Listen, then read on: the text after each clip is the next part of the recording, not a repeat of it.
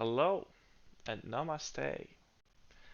I've recorded this before, but I had two audio inputs, so my voice was doubled, sounding quite fun. However, quite obnoxious to listen to. Yes, I was mentioning that I was a little tired, so I don't know how much content I was creating. However, I figured out that there's enough to talk about. I wanted to film this video on my campus because it is related to one of the experiences I've made there. And I also wanted to show it to you. However, life's very busy to me and for me, therefore I couldn't find the time. But I will keep it in the back of my mind because I want to show you my campus. Alright, today I want to talk about the probability of our existence and how lucky we are considering evolution and how much time is necessary for us complex beings to exist. It all started on my campus when I was having a knowledge and agent technology, that's a course of mine, lab or assignment.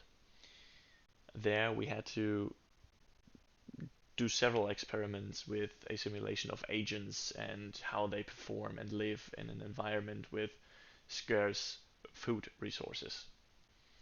And a lot of them died out. So we had parameters, for example, metabolism, or how much it costs to move around, how much food they can grab from a node, and so on. And this figuring out took a few attempts. And of course, you would knew that if you would make them overpowered or whatnot, they could easily survive. But you can't assume that that is the case of our evolution, because we aren't almighty super powerful or whatnot in consideration of what we think is super powerful. Maybe objectively speaking, we are. That's why we are on top of the food chain in basically every regard.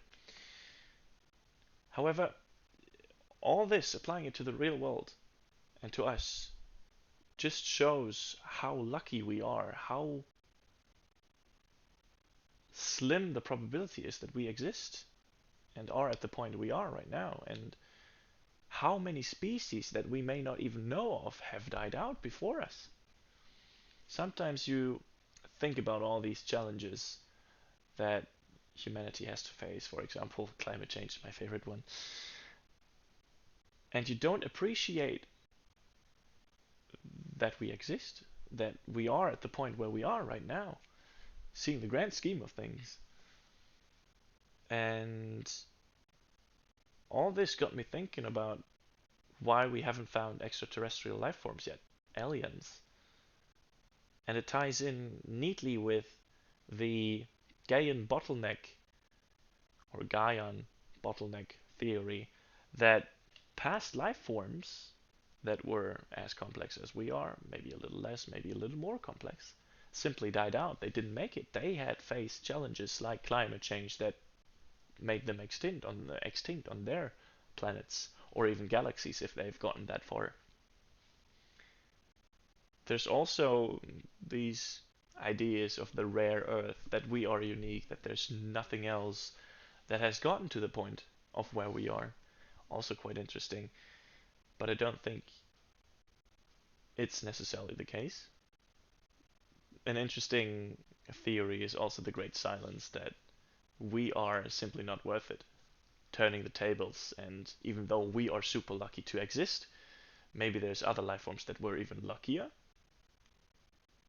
or at that point you may not even consider it luck anymore because they have worked for their, well, status,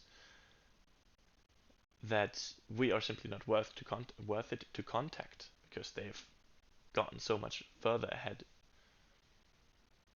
And that ties into the last theory I want to talk about, the early birds, that we are simply the first, in contrast to what I've said before, that we are the first, and that we have to search for others if there are any other existing ones that aren't as civilized, as developed.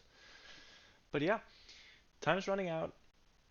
There's so much more I'll try to make a video on campus soon. And yeah, until then, enjoy life to the fullest, especially your weekend. That's what I'm trying to do. And I'll see you on Wednesday. Namaste and bye bye.